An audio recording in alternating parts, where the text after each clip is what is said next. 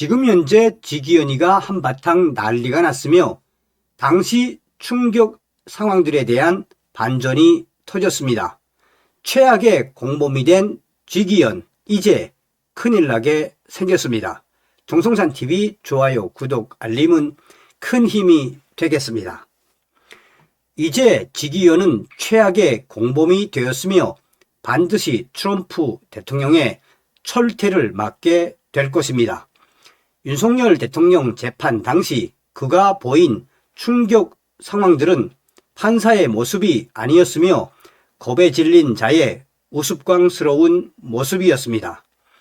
도덕적 확신조차 상실한 단죄이며 병원연 매국에 버금가는 사법부의 흑 역사와 찰스 1세의 교훈은 무엇을 말해주고 있는 것이겠습니까?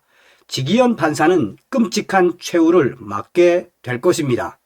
지난 2026년 2월 19일 서울중앙지법 417호 법정 윤석열 대통령에게 무기징역을 선고하는 지기현 부장판사의 표정은 매우 무겁고 어두웠습니다.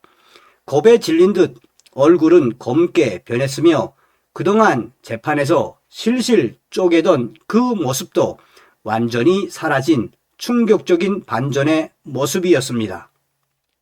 역사적으로 누군가를 단죄하는 주체는 그 스스로 시대의 정의를 실현하고 있다는 얄팍한 도덕적 확신이라도 갖기 마련입니다. 그러나 12.3 비상계엄을 내란으로 몰아가며 선고문을 읽고 내려가는 지기현 판사의 얼굴에는 그러한 확신조차 보이지 않았으며 누군가가 써준 걸 대신 읽어주는 무기력한 모습이었습니다. 그래서 윤석열 대통령의 송진호 변호사는 SNS에 다음과 같은 글을 남겼습니다. 송진호 변호사는 왜 지금의 사법부를 신뢰할 수 없는지에 대해 재판을 계속 참여해 왔던 제 개인적인 견해를 아래와 같이 말씀드립니다. 법원 분위기가 바뀐 것은 12월 중순부터였습니다. 그전까지는 체포방해 사건, 백대현 판사 1010 사건과 내란 우두머리 사건, 지기현 판사 129 사건 재판부 모두 각자가 맡은 사건을 법리에 따라 재판하고자 하는 의지도 보였습니다. 그런데 12월 중순에 갑자기 1010 사건 백대현 재판부가 급격한 태도 변화를 보이기 시작했습니다. 여러분도 잘 아시듯이 우리 측 증인 신청을 모두 기각하고 판결 선고일을 급작스럽게 지정한 것입니다. 이전에는 우리가 증인 신청을 하면 2026년 1월 20일경 그 체부를 결정한 이후 증인 신문을 이어가겠다는 입장, 즉 129 사건 결과를 지켜본 후 판결 선고하겠다던 입장을 갑작스럽게 번복한 것입니다. 그때는 백대현 재판부의 개별적인 태도 변화로만 알았습니다. 그러나 이러한 백대현 재판부의 태도 변화는 백대현 재판부만의 개별적인 것이 아니었다는 것이 추후 일어난 사정을 통해서 추론되었습니다. 즉 이는 조이대 사법부 전체의 협의와 지시에 따라 모든 재판부가 그 입장을 변경한 것이라는 점이 백대현, 이진관, 유경진, 지기현 판사의 모든 재판부가 일관되게 공수처의 수사권을 인정하고 체포영장 집행을 적법한 것으로 보았고 윤석열 대통령의 계엄을 내란으로 단정하였다는 점에서 확인된 것입니다. 이진관의 한독수에 대한 선고형은 23년인데 129 사건에서 지기현 판사가 윤석열 대통령에게 무기징역, 김영년 장관에게 30년을 선고한 것을 보았을 때도 양형까지도 사전에 서로 협의한 것이 분명하다는 생각을 했습니다. 즉 윤석열 대통령 무기징역, 김영년 장관 30년, 한독수 2023년식입니다. 더욱이 TV조선에서 앵커를 했던 비법조인인 국민의힘 신동욱이 내란 재판 선고를 앞두고 다른 사건들과 비슷하게 결론이 날 것이라는 말을 한 것을 보면 조희대 사법부가 판결에 대한 지침이 이미 내부적으로 있었고 이미 그 사실을 TV조선 등은 알고 있었고 그 내용을 신동욱은 전해 들었을 것이라는 추론이 가능합니다. 신동욱은 이미 판결 결과를 알고 있었을 것으로 보입니다. 결론적으로 현재 그리고 앞으로 있을 재판의 판결들은 판사의 양심에 따라 독립적인 재판에 위한 것이 아닌 조희대 사법부가 법원 내부적으로 내린 지침에 따라 결정된다고 밖에는 볼 수 없고 지기현이 129 사건 판결 선고를 하면서 본 재판부는 이 아닌 본 법원에 라는 말을 반복하는 것으로 보았을 때 제 생각이 맞다는 점이 더욱 힘을 받지 않나 싶습니다. 왜 지기현은 본 재판부는 이 아닌 본 법원에 라는 말을 반복했을까요? 만약 이것이 사실이라면 재판 독립과 양심에 따른 판결이라는 헌법적 가치를 조희대 사법부는 철저히 짓밟은 것입니다. 결국 외부 상황이 바뀌지 않는다면 어떠한 새로운 증거를 제시해도 대법원에서조차도 결론은 동일할 것이라는 생각이 듭니다.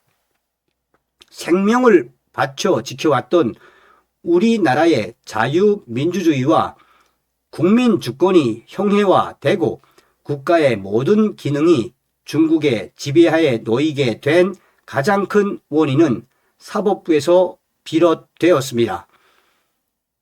다수당의 눈치를 보면서 일부 극좌 판사들의 이념에 따른 재판으로 처벌받아야만 마땅한 자들은 유죄의 판결을 받지도 재판이 진행되지도 않았고 또 판사들은 스스로 법을 어겨가면서까지 윤석열 대통령을 탄핵했습니다.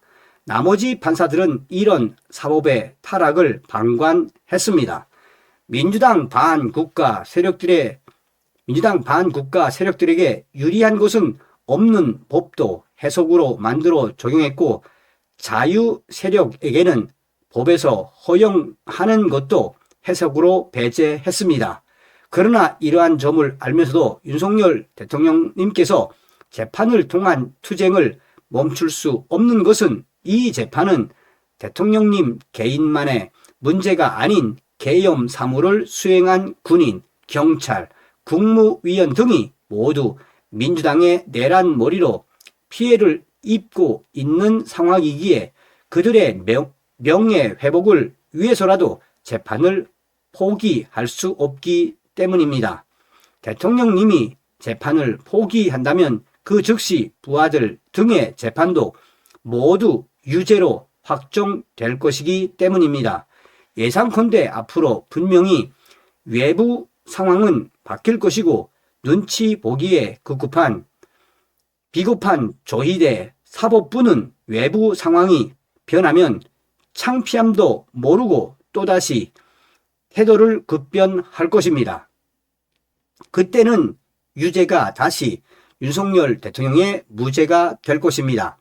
반드시 그렇게 윤석열 대통령은 무죄가 될 것입니다. 저는 그런 외부 변화가 곧 오리라 믿습니다. 오늘도 광화문과 거리에서 자유 대한민국과 진정한 국민주권 그리고 유은 어게인을 외쳐주신 많은 애국 시민들과 청년들께 다시 한번 감사드립니다. 자, 여러분, 윤석열 대통령의 송진호 변호사가 왜 이렇게 말했을까요? 다시 당시 재판정으로 가 보겠습니다. 지기현 판사는 양심과 법리를 버린 채 스스로도 정당성을 온전히 믿지 못하는 자의 비겁하고 초라한 민낯이 고스란히 드러냈습니다. 그는 이 재판 판결문은 내가 만든 것이 아니니 또한 이 거대한 세력들의 모략에 본인은 죄가 없으니 살려달라고 빌고 있는 모습이었습니다. 무엇보다 이 판결은 판사 스스로의 논리와 양심을 짓밟은 자가당착의 극치였습니다.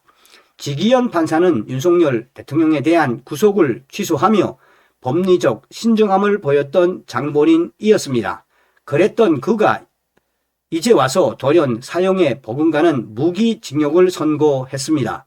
12.3 사태에 더 씌워진 내란 프레임이 억지로 조작된 것임을 누구보다 잘 알거나 충분히 알 수 있었음에도 불구하고 법관으로서 지켜야 할 최소한의 논리적 일관성마저 오만한 권력의 재단 앞에 내동댕이 친 것입니다.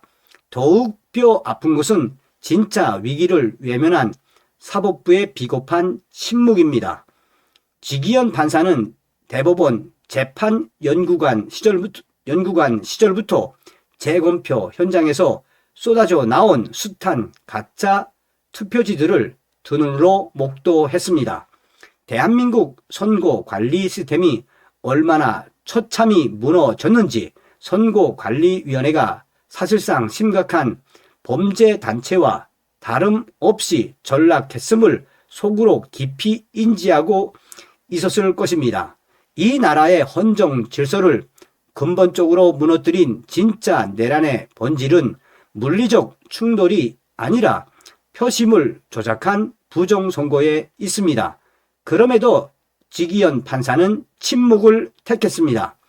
부정선거로 탄생했을 가능성이 농후한 가짜 국회를 보호하기 위해 오히려 그 국회가 기능하지 못하게 막아선 것을 내란이라 규정하는 이 반역사적인 판결의 무게를 도대체 훗날 어찌 감당하려는지 지기현은 스스로에게 답을 해야 합니다.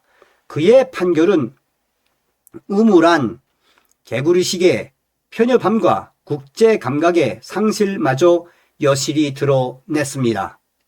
지금 전 세계는 트럼프 미국 대통령이 주도하는 선거 투명성 회복과 부정선거 척결의 거대한 흐름 앞에 서 있습니다. 자유민주주의의 핵심 근간인 선거 제도를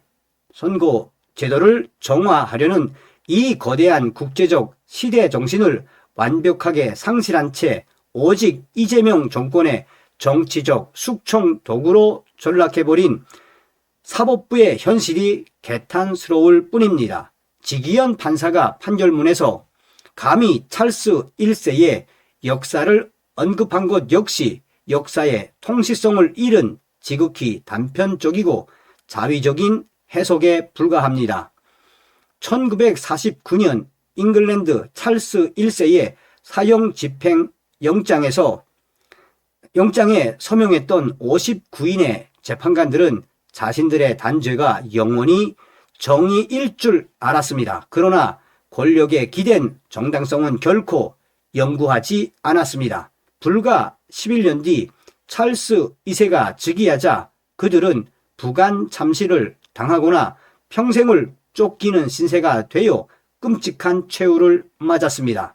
정치적 판단은 도덕이 아니라 권력의 지속성에 의해 재평가된다는 것이 역사의 서늘한 경고입니다. 지기현 판사 역시 찰스 2세 때 단죄받은 이들과 같은 역사의 죄인으로 기록될 것임을 결코 잊지 말아야 합니다. 지기현 판사는 끔찍한 최후를 맞게 될 것입니다. 결국 이 판결은 일개 법관 개인의 오판이나 흠결로 치부하고 넘길 문제가 아닙니다. 자유 대한민국의 헌정 질서를 통째로 허물어뜨린 병오년의 매국 판결과 다를 바 없는 치욕의 흑 역사가 드러난 것이며 끝내 부정선거를 부정하고 부정선거 세력들과 최악의 공범이 돼버린 지기현 그는 하늘의 역사에 우파 국민들의 벌을 받게 될 것입니다.